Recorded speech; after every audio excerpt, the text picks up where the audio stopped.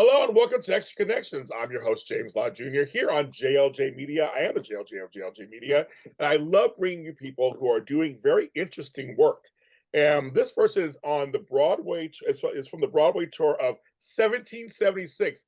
It's this play that's set with women playing the male roles, which I want to talk to her about that because that's very interesting.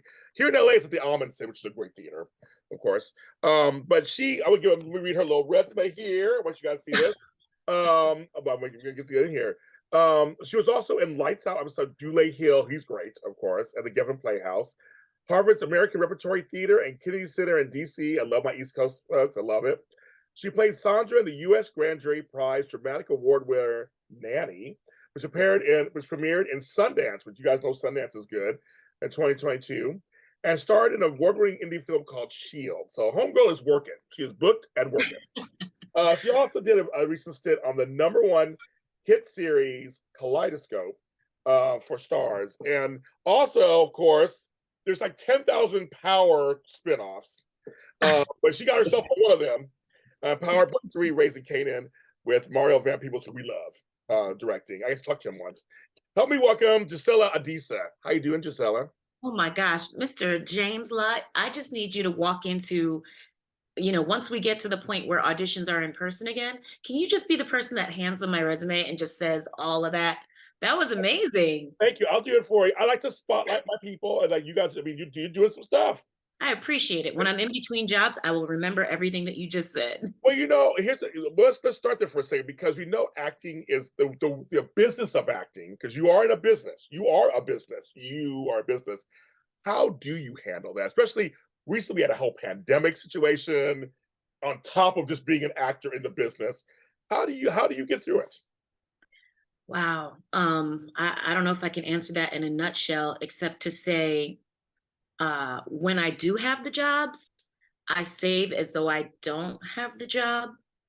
So it's not very glamorous, but instead of going out to eat, I'll do all the stuff. I don't know about you, but I was raised by two, I'm first generation American. I was raised by two immigrant parents.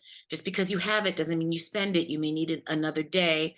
So that I try to do that. And, every now and then I'll splurge, have a little treat yourself moment. But for the most part, when I am working, I try to save as though um I don't know when the next job is coming. Almost always. Most actors, even A-list actors, like Dulé, you never know. Like you never know if your show's going to get canceled or go bankrupt in the case of a lot of Broadway shows lately. Um, Yes. Yeah. so that when I am in the in between, because let's face it, most people in the arts, we spend a lot of time in the in between, which can be treacherous if you don't know what's coming down the pike and not having the funds to like just live. It makes it scary. Oftentimes you have to get survival jobs, but I've gotten to the point where I've saved up enough or I figured it out where I don't have to get the survival job so that during my in between, I'm spending my time looking for the next job. So your job is either the job you're on or the job of finding the next job, which can be tiring, but um, I find that in a world of things that are outside of my control, like, look, I don't know if I walk into that casting office, if I look like the casting director's ex-girlfriend that dumped him and he doesn't want to hire me. Like there's so many things outside of your control with having access to these jobs. If you're lucky enough to have an agent, luckily I do. So I have quite a few of the things that help me, that equip me to make those gaps shorter, the in between. But for me, mentally and financially preparing to take care of future Gisela is what helps keeps me sane, dealing with all that uncertainty. Yeah, I call it your tomorrow self. You take care of your tomorrow self. Yes, Yeah, I like that. thank you. You can use it. It's yours. You can use it. Okay, I'm a Uh, trademark uh, James Lott. James Lott, yeah. But no, my thing coming from parents who, if you come from immigrant parents like we do, we come from parents you know, who were not rich and who worked very hard. They would always let us know as kids, and I think the same for you too. Tomorrow's not promised. You Hmm. got to save. You got to do this. You got to do that. Sometimes you got to cook 5 nights a week sometimes, and whether it's like a bag of potatoes or a bag of corn or whatever, you go. Yeah, I make it 5 different ways. Trust me, Hmm. tonight, that kind of thing. I mean, you kind of go, yeah, all the external stuff's fun. I get my hair done. If I have to do it myself, Yeah, I'll do it myself. I mean, if, every once in a while, like you just kind of have, yeah. yeah, Like, I splurged on some highlights, but I'll do my own nails. We all find ways as we get more seasoned yeah, that's like to that more season, pick yes. and choose what deserves, a more professional touch. Also, it's just great to support your local small businesses. But like right now, I'm on the road, and it can be a challenge because I did the Broadway show in a much smaller role. Now I'm in a bigger role, and we have 5 shows on the weekend, which is hoo So like it's explain to folks that means there's matinees and there's later and there's matinee and it was just like I mean, is yeah. it 3 shows So one day, 2 shows one day? So typically, I mean, the first Broadway show I was on, we had 5 show weekends. It's smart because most people have off on the weekends, so that's when you're going to get the most ticket sales. Mhm. But it's just a bear to get through. I mean, you love what you do, but you can do something you love too much, too Yes. much. Yes. So just making sure I pace myself and make sure I give the best show possible, but also make sure future tomorrow, Gisela, will have a voice for this Zoom. Yeah, no, yeah, no, yeah, yeah. Yeah, that's the trick of it. But it's been great figuring it out and figuring out like it's all possible. This job has definitely been a challenge in many ways, but I feel like it's just a universe blessing me because it's a great opportunity and get to bring this story out uh, to different communities. And it's especially going to be interesting once we head over to the South, doing a show where we are like I myself am a Black woman, cisgendered. I was born female, assigned female, and I identify that way. My pronouns are she, her, and I am a Black woman playing John Adams. That may be upsetting for some people in all regions. Sometimes you can tell when it's upsetting for some I'm people. sure. You can feel it in the audience. You can feel it if like 1 or 2 people get up and leave at intermission and they don't come back. But I do know for the time that they were sitting in that seat, they were paying attention. I do know that we got their attention. So the cast is actually women, non-binary, and trans people. We were all AFAB, meaning assigned female at birth, but we are not all female. Got it. Some of us are women. Some of us don't go by anything having to do with the binary construct of one or the other, and some are trans. And we have a variety of ethnicities and religions and age ranges. It's a beautiful mixed bag of the America that they didn't want to see. Still to this day, they don't want to see. But it's the America that wasn't in the room when it happened, when that declaration was signed. So now we get to tell the story from our perspective, and it colors it a different way. When this came across, well, I always say your desk. I mean, it's not desk, but whatever comes across. When it came in your orbit, what did you think at first? You heard about this. You're like, wait a minute, we're going to gender bend this. It's going to be women or or non-binary. For you, it'd be a Black woman Hmm. playing playing a potential president, past president. Like, what did you think? I think for my particular story in getting introduced to this revival, because this musical was a Tony Award winning Right. musical in 1969, and it was kind of a tough love letter to America, having to do with it's kind of written in response to the Vietnam War. And there's one number, Mama Look Sharp, that's just heartbreaking. I don't want to like ruin it for anyone that's going to go and see the show, Yeah. but it's sung by America's Got Talent and The Voice contestant, and I think finalist, Brooke Simpson. And this woman's voice, oh Yeah. God, she just takes us to church on it. Yeah. But so it was initially written to kind of be like, we love you, America, but we could use some work. And it was really subversive. It was really it's no surprise that it won the Tony then. It beat out Hair. But so since it's had several different iterations, it was always traditionally cast, you know, people who look like John Adams and look like Ben Franklin and look like Thomas Jefferson. And there are actually two roles for women, but you're basically just playing the wives. You're playing Martha Washington, Oh, you're playing Abigail. But either way, let's be real, my black butt would not have been considered. And I'm not gonna lie to you, I don't recall seeing the film. Like I know a lot of people saw it in school. yeah, I yeah, know a lot of people put it on in school. yeah. I didn't have and I went to all girl Catholic parochial schools, but for whatever reason, they decided we didn't need to see that. So to be honest, I had never heard of it until the initial audition for Abigail Adams in 2019. Okay, And I didn't even get a call back, which is like a second interview.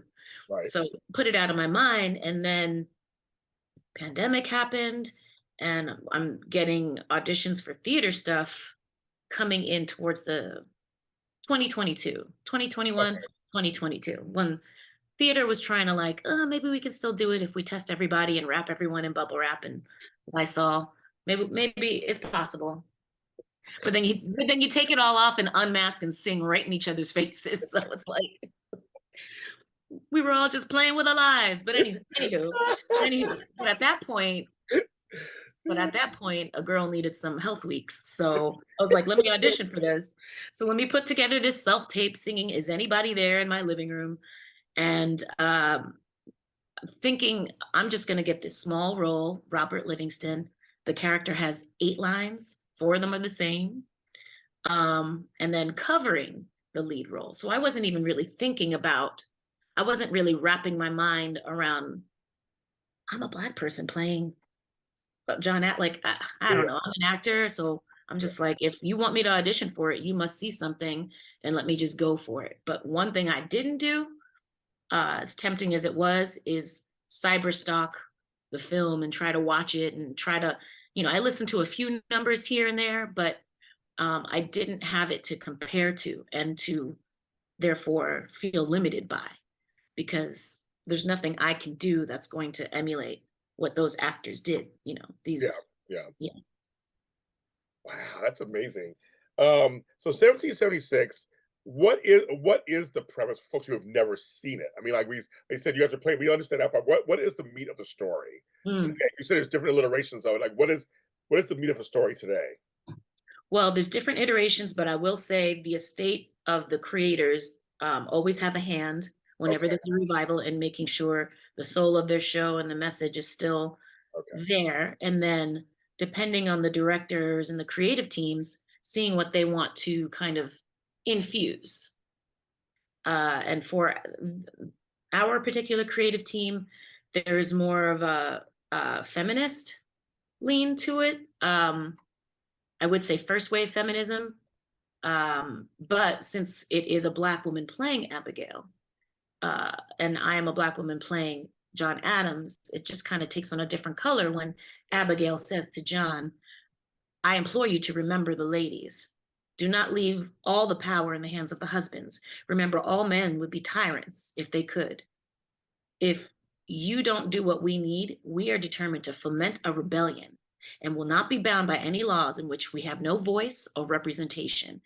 That woman wrote that to her husband in a letter. Like, phew, they had a really interesting private dynamic. I yeah, mean, you couldn't rightly say they were equals because she wasn't allowed to be in that room, but she was a source of advice and a sounding board for him, and helped him organize certain crowdfunding, basically yeah, crowdsourcing. And yeah. so women were involved in many different ways that wasn't exactly reflected in the script that was written by these 2 white men in 1960s. And our creative team, Diane Paulus, asked permission to have that letter kind of slipped in a particular scene where it made sense, before they sing a love song to each other, Oh, which how funny. which is yeah, it's really touching. So as far as this show being different, just the fact that even if verbatim we said the same exact words and didn't cut anything out, which we did because honey, it was a 3-hour show. Ooh, dang. Attention spans are not like that No, anymore. no, not anymore. No, no, No, no. we got things to do. So we cut it down to like 2 hours, 30, maybe 40 minutes.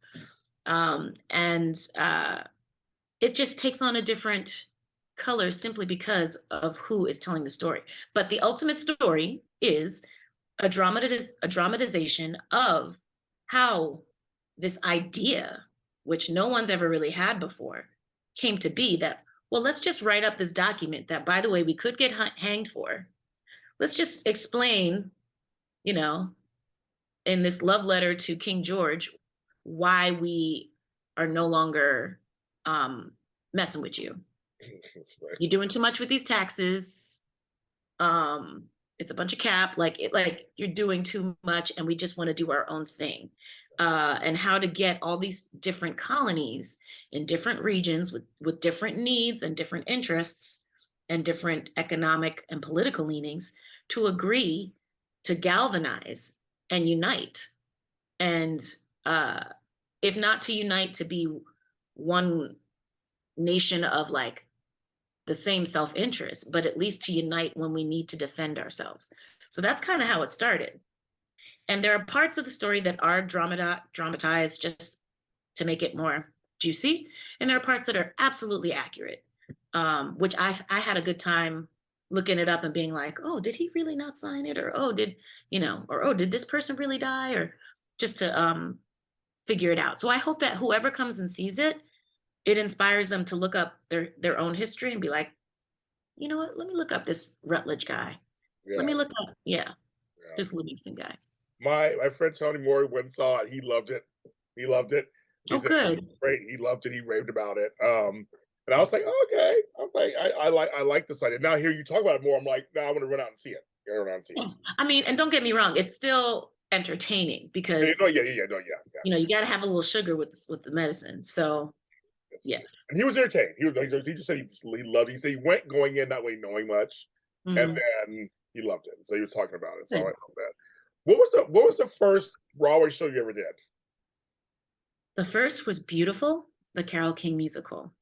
Oh my goodness, you did? Oh wow. Yeah, I was an immediate replacement for the lovely Carly Hughes, who I think is now out here in LA, doing TV. Yeah, she's doing TV. Yeah. And I think I had like a week to learn the part, and there was some pretty intense choreography, which I'm an actor who moves.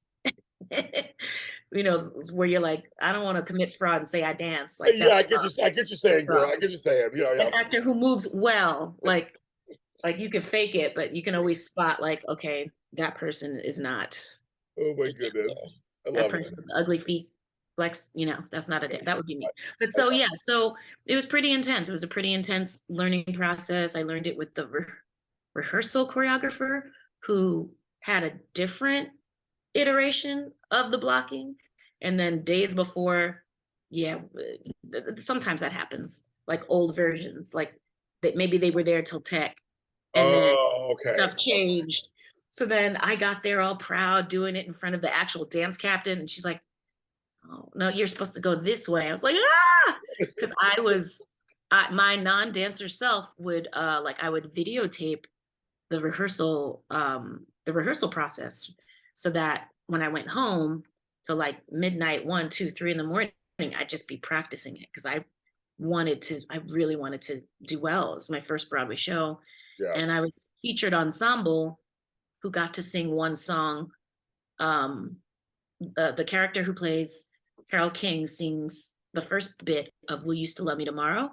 And then I was playing Shirley Owens of the Shirelles, and I got to, wear the bubblegum pink, Pepto-Bismol pink dress with the matching lipstick, and we're all just after this crazy quick change, and then, it was fun. It was a lot of fun. It was a lot of work.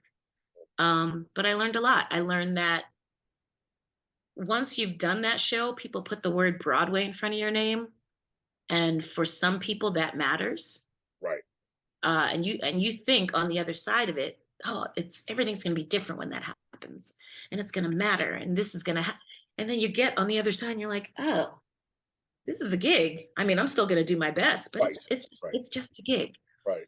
um yeah, so that was 2016, and then I left it to do a small out of town project with Dulé Hill and Daniel Watts called Lights Out Nat King Cole. And that was going to be the next Broadway show. And I followed it wherever it went, which we even came here. We came to LA and we were at the Geffen, which was amazing, an amazing experience. Getting Yeah. to work with that whole cast on the East Coast was amazing, and then also on the West Coast. And the pandemic happened, so the Broadway presentation never happened, and oh, my heart was broken. Yeah. That was definitely getting to play Eartha Kitt would have been Oh, such a highlight, you know. That was the one that got away for sure. pandemic. Yeah, but that, yes, pandemic, but then 1776 came and Yeah. surprised the bejesus out of me. I really wasn't expecting to, to be doing any theater, let alone another Broadway show. Yeah, it was, because my family is from my mother's side's from New York, and so I school in New York all the time. So when Broadway was dark, I felt weird. And I was like, I mean, I said every New Yorker probably feels weird anyway, since it's just like it's an iconic place. All these blocks are just like dark, and there's no theater. And even LA, LA shut down too. For some reason, Yeah. I felt weirder that Broadway was shut down, Mhm. like in LA. And then when it was coming back and they started showing all the reunions, we're all crying on watching the reunions. Like it's just like it wasn't until it was taken away that we really realized Broadway is an institution. It's a concept. It's a feeling. It's a lot of stuff in America. Yeah. Broadway, or even the world too. But I mean, America collectively, Broadway is this place. It's almost Mhm. like Oz. It's like this place, and it was shut down.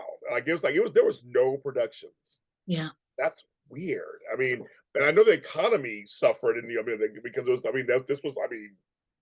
But I know in all theater places all over the country, I felt bad for it, obviously. But it's just like Broadway. I didn't realize how much I started to feel for it till it was gone. And even if you couldn't afford to go to it, because Broadway, tough love, Oh Broadway, yeah, love you, but you could be more accessible. I agree. But just even knowing that like it's just not there and not seeing the throngs of people coming out, and Right. you can tell they all like look at this large group of people just swarming out of a building, and they all look like they were feeling the same thing and experience, like they either all look happy or they all look like they're deep in thought, or they're all heading to the next uh whatever venue that they're going Yes. to go Yes. to, or the next, or the restaurant, and like Mhm. just the hustle and bustle of that area, which when I was working, I'd also be like the annoyed New Yorker, like weed whacking my way through tourists, like, get out of my way. But also, thank you for coming. And without you, I wasn't able to pay my mortgage. But also, get out of my way. You're walking too slow. So yeah, it was very sobering. It was That's a unfortunately good very word. That's a good word. necessary. Yeah. Yeah, it was very necessary, because you can't sit next to a total stranger in the dark, huffing and puffing on each other, and then be surprised that you need to shut the city down. So we had to do it. And Yes. in that time, I focused more on voiceover work and whatever little TV film Yeah. auditions we could get. And thanks to not having a job, I was really focused on it, and I managed to book a couple of voiceovers.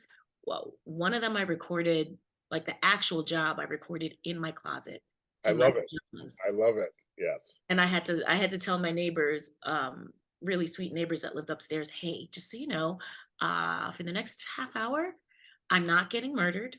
Oh, I'm okay. No one shot, because my lines were something. I was like something like, "Help! He shot him. He's dead. Oh my god!" oh my Like, and they wanted it like screaming, blood curdling screaming, God. Yes. just like pandemic life. But Yes. yeah, but the jobs, and the job. I don't know about anybody else listening in, but Yeah. if you work remote, it almost feels like when you turn off the computer. Wait, did I? did I go to work? Did it actually happen? Right, right. You know, it's just you don't have the memory of getting in your car, or getting on a bus or on a train and interacting with people, and Yeah. it's so weird. And then when the jobs would come, it almost didn't feel real until I was finally in the space with the other actors and we're reading through the script. Yeah, I used to be in a studio. I used to have studios.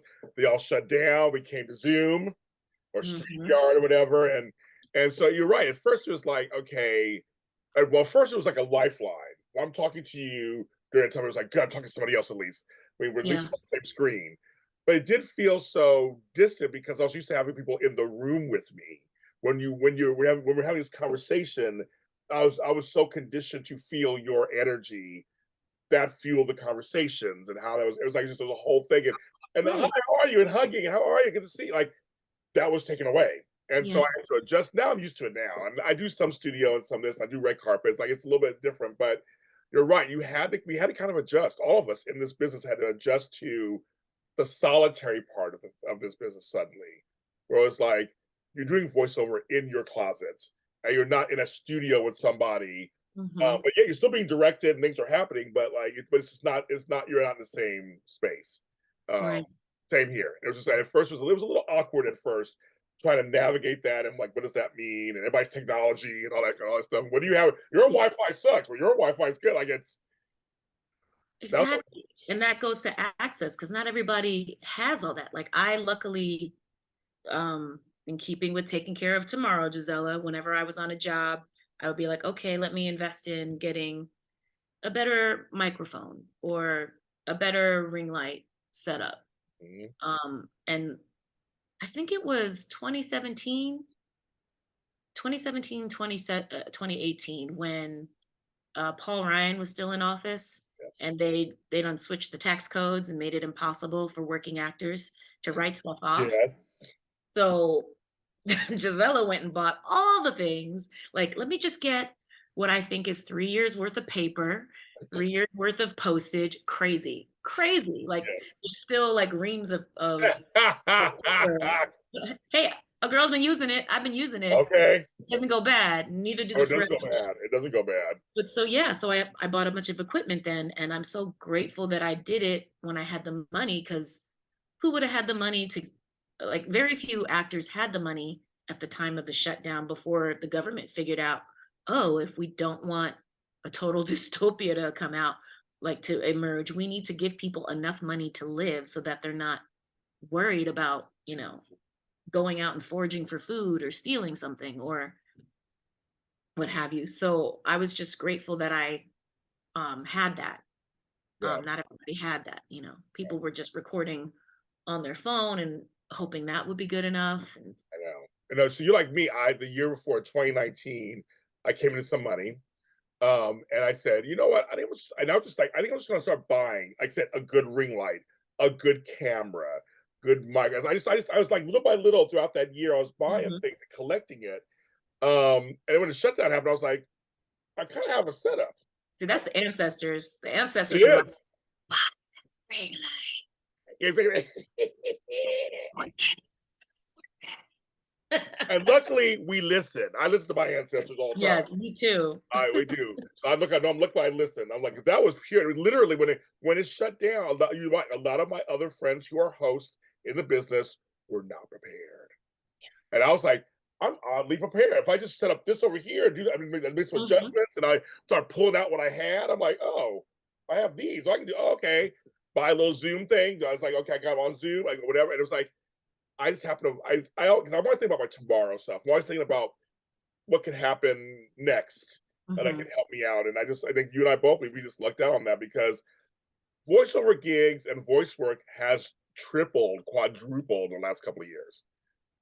There's a lot of opportunity. I know a lot of you guys out there who are doing that on the side, or some people it's becoming actually their main source these days. Yeah. Uh, Yeah. a lot of work out there, so that's good. Um, for you, it probably is no plan B, is there? For you, this is, I'm an actress, this is what I do, and so everything I do, I work towards that. Is that who you are? It is who I am, but I don't begrudge anybody having a plan B, because honestly, I think I would have a plan B if I had the energy and the bandwidth to pivot, as they say, and go back to school. The things that fascinate me would require extensive reschooling. Like, I'm fascinated by human psychology. So I think that would be, you know, I don't know if it's a skill for me, but I'm fascinated by it. So that would fuel my interest. I've almost always just gone after things that I found interesting, and then eventually worked up the skills to be like, oh, I do have some knack for this, and they keep hiring me, so let me keep trying. So for me, acting was a natural talent, but because I'm a Black woman, they always want you to sing. So honing, especially back in the day when I was auditioning and there was less room for diversity, and the lead roles went to people who didn't look like me. Maybe I could go in for the best friend role, or like the extra, or the drug dealer's girlfriend, or the victim, or it was very narrow and specific, and I didn't fit those types because I didn't fit a lot of castings idea of what a Black woman is, if you catch my I drift. know, girl. I caught it. I caught Yeah. it. So I was like, I I guess respect I'm just gonna have to do theater and hold off until I'm 50 and have dreadlocks, and then I can inexplicably play judges on all these shows, because like the judges are always like, You're right. No, you're right. like, You're gonna full say not on say anything love, wrong. like that. Yeah. Can't be the lawyer, but you can be the judge. But anyway, Yeah. anywho, it's different now. Like now I've booked roles as a lawyer and a leasing manager, and um yeah, it's So I so want to different ask now. you on Yeah. this. I want to piggyback off of this. Yeah. My brother asked me this the other day, because there's now so many streaming service outlets producing stuff.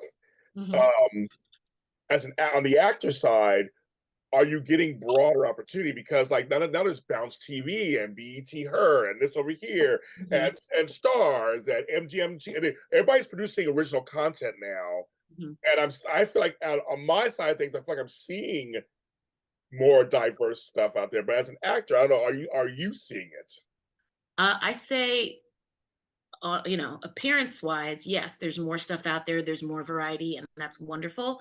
But I don't know if you're aware, the Writers Guild just announced their strike. Yes, as we're filming this, yes, that's a strike. Yes, as we are filming this, and more power to them, Me because too. with the advent of streaming and it being more cost effective for all these studios and producers to just create a bunch of content and put it on these new media sites, the actors are not getting compensated, the writers are not getting compensated, crew is not getting compensated the way we used to, for network being, ABC, CBS, Fox, CW, maybe even UPN, I'm not sure. Back then, But yeah. yeah, WB became yeah, UBN. yeah, exactly. But I've done, I played Aunt Deb on Raising Kanan. I played uh, a woman named Lisa Jones on FBI. That was network. That one I got some pretty hefty residual checks. Oh, And good. Okay, as good. the years go by, once it's syndicated, you'll Right. get a few more, but they get smaller and smaller and smaller, to the point where you're like, 13 cents. What's this for? Oh Right. yeah. You Right. know? But for all the streaming things I did, Kaleidoscope, um, Ridley Jones is the voiceover, the role where I played Stella and I sing this song. I'm not getting, if I'm getting something for it, it's like pennies on the dollar compared to what I would get from network. So It costs more to send it to you than actual what's inside. basically, I mean, it's direct deposit, but they do I still sometimes send you Stub or something. like, why did you waste the 40 cents Yes. on this, 45, whatever it is now? Yes. So it's the business, like, yes, there's more business, but it doesn't, the way that an actor was able to 20, 30 years ago be a recurring character on some show, or even be like a main character, and then we're all feeling bad for them because we haven't seen them in years. But they're living off of their residuals. They're starting businesses, theater companies. They're doing all right. They're buying real estate. They're all right. It's different now. Yeah. Unless you're on a network show, you're not um you're not getting those residuals. Those And kind residuals. of on network show, we're pretty high up on the call sheet. Yes. Your residuals are good, or even better, or gooder. I'll just Yes. say that English, or even Mo better, mo oh, better. better. I mean, seriously, I And mean that's the thing. It's like there's and folks. When I say call sheet, you guys don't know what I'm just meaning that there's always these call sheets of who's every day when you do something. It's like the ones who are right. on top of the leads and the supporting. Mhm. Yeah, so I just make sure I say it to folks who don't know what that means. But No, it's yeah. always a joke. It's always a joke. You're like wherever you fall in the call sheet. I mean, Yeah, I would every day. Um, I was like, let me just try this because what's it gonna hurt? Manifest and be like, universe, I just want to be number one on the call sheet one day. Like, let me just keep working on these co-stars and these guest stars. Co-star, by the way, is just a fancy word. It sounds like, ooh, co-star. No, you maybe your name is lawyer, maybe you got a first name. You are not a vital character. You are just there to push the plot along. Maybe you have one, maybe two scenes. Maybe right, you have up to 5 lines. Maybe it's under five. right, That's what that is. Guest star, you are involved in the plot and you do help to support the series regulars, and it's more often the topic is around your character. That's the goal, the next goal for me. And then from there it would be recurring, which is when you see someone, every now and then, like 5 out of 8 episodes, 6 out of 8 episodes. And then series regular is like you're saying, you're getting that regular paycheck, you got parking, yes, yeah, parking, got they a dressing validate you, room, a right? dressing room. You get all the things, you get the health insurance. But yeah, I would say yes, universe. Give it to me when I'm ready. I'm feeling like it's already happened. Yeah. I needed to be more specific because I am number one on the call sheet, but it's on a on a Broadway tour. How funny So, is that? How funny is that?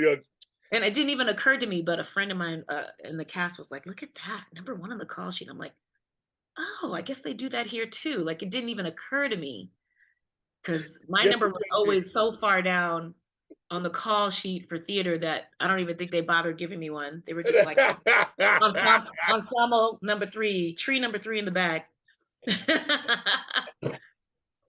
which I was happy with. No, no, of course, no, Happy no, with. folks. She's not. We're Yeah, laughing. We're like, no, she was happy to be tree number three in the back. She was, yeah, it was good. Because in all seriousness, there are thousands of people out there who were not tree number three in the back. yes, Love and who would love to. There's so many actors not acting. exactly, exactly. So And you there are know, so many people who I don't know, something about the arts and specifically this business that attracts people and lures people and entices them with classes and coaching before they've even figured out if they're right for the business, because you can have the talent, but do you have the time to develop the skill, the money to take all these classes? yes, um and sometimes I feel like some of these classes, they know the people that they're attracting probably aren't going to be in the business, but they're taking that money anyway. And I don't like that. I don't like it at all because it oversaturates the market with people who aren't quite ready. And that I don't know that that happens in any other field. Like, no, do you just have somebody who's like, I got a lot of followers, and I'm an influencer, because I trick out my cars, but I have no experience selling cars. But hey, Mercedes Benz, hire me to yeah, they sell don't do that. cars. They Like don't do that. No, they you, don't do you that. may you may understand in a very masterful way one aspect about cars and how to trick them out and get people to follow you, and you may have that amazing branding ability, but that doesn't necessarily translate to knowing how to fill out all the paperwork when you're selling this car, knowing how to check people's credit, knowing how to read them and know how to upsell and put like. So it's, I don't know if that's a good analogy, but acting is very much oversaturated with a lot of people who want to do it. Some will be capable one day and taking the classes and cutting their teeth and getting jobs and making mistakes. That's how I learned. A lot of the jobs I did were not regarded as credit worthy theater, Right. um, but I did them and I'm so grateful, because that informed who I am today. But I, I try not to think about how oversaturated it is, because I know that I'm in a different area of having the experience Yeah. and the education, which kind of helps me feel less like I'm closer to the top of the heap Yeah. of Yeah. that Yeah. heap, Yeah. because Yeah. it can be overwhelming. You can. Yeah. And also, I want to just add to that. Everything you said is correct. And I want to add to that. Also, navigating what you do for free, what you don't do for free. Because I had to go through that too as a host and everything. I had to go. I mean, Mhm, there are people mhm, who like seemingly feel like, yes, they care about me and my acting career or my hosting career, and they do take advantage of you. And they people will take advantage of that sometimes and walk over you by offering. And you do I'm doing all this work and I didn't get paid for it. It also didn't forward me anywhere. Like it didn't mhm, like, and how much of free do you do? Because some free is okay. And it's they have to navigate that too. But I feel like you said, there's some folks who are offering, they know what they're doing. mhm, They know exactly what they're doing. And all these bright-eyed, bushy-tailed people, which we love. I love idealistic. I love people who are just like, I want to do this. But, mhm, but again, it goes back to, you are a business. You are a product. You are a vessel. That's what you are. That's what I mhm, am. That's what you are. And mhm. you gotta manage that. You gotta manage what that is. It's like that Kenny Rogers song. You got no one to hold them and no one to fold them, and no one to say, uh, "This is below my price point, but let me refer you to," with consent for the other actors, because some experience, whether you're paid or not, is worth something to you, and it is kind of a win-win. But you have to kind of know, like, Yes. you have to know, like, is being connected to this creative worth basically interning? Yes. Am I gonna lose my job that actually pays my rent if I do this job? Because that's also a thing. If they're expecting to take a lot of time from you. I did uh, a version of Caroline or Change at the Gallery Oh, Theaters out in Brooklyn. I mean, the cast was lovely, the costumes were it's a lovely, great play. It's a great play. So I mean, it's great. and it was 2 months, I think, maybe, yeah, a month and a half or 2 months of what do you call it? Of dedication, of being like, I will rehearse this. I will come all the way from where I live in Washington Heights, all the way down here to Ooh, Brooklyn, which people and, don't even do for their friends. yeah, right, exactly. I know that's Um, the fact. Yes, I but know there that's are the people I fact. didn't date because I was like, you live where? It's never gonna work. That's two transfers. My grandmother was on 155th in Amsterdam, and she was like, "I'm not going below the 80s." I mean, I don't know, No. that was always her thing. Yes. Exactly. But for the love of that show, and for the love of the challenge, and because I needed credits on my Yeah. resume that weren't just tree number 3 in the back. So, and getting to know those people, some of which I'm still very closely acquainted with, and got Good. to work with later, and got to watch their careers blossom. But that job paid $100. There you So it costs, like, I had to pay go. to do Right. that job, but it's still a credit on my resume. So I feel like for people that care about that show and that music, they'll see it and go, oh, she can handle Janine Tazori. Oh, she can handle Kushner. Oh, okay, great. Right. So sometimes it's worth it. You just have to know when it's worth it and when it's not. I agree with that completely. Giselle, it's almost been an hour. I could talk to you forever. Oh my gosh, yeah. It went by so fast. I could talk to you forever. You have to come back on the show at some point. Just come back Well, again. I'm a big blabbermouth, so that's So am probably I, why. and I can listen to you. I love everything you're saying. You have a new fan. You have a new fan here, new fan Oh, friend here, Gisela. Thank you so much for being on the show. thank you. I hope you can come and see it. I'm gonna try now. I want you. Now I really want you. I'm gonna try to come see it because I don't know how long Okay, it's playing here so till. go. How long is it playing here till?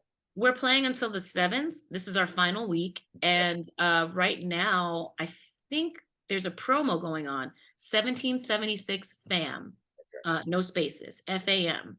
If you go to the CTGLA website and look under promo and pop in 1776 FAM, you can have access to $20 tickets. Wow. Okay. Yeah, folks. I'll Yes. put that in the Yes. thing. Yeah, that's good. That's good. Oh, that's good. Are you on social media? Can anybody follow you anywhere? Oh yeah, sure. I'm on Instagram. You can follow me at I am Gisela. That's letter I, letter M, Gisela.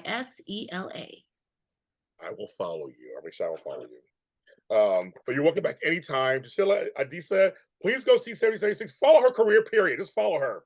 And Follow let me know when you're coming. If I you're will. if you're Seriously, I gonna will. make So, so I can see you backstage with her. I'm James Lott Jr. This is Extra Connections here. Follow us on all social media platforms. This show is also audio and video. So wherever you get your audio podcast, you'll be able to hear it. And then on video, of course, it's JLJ Media on YouTube. Thank you so much for watching or listening, and we'll see you next time. All right. Thanks, James.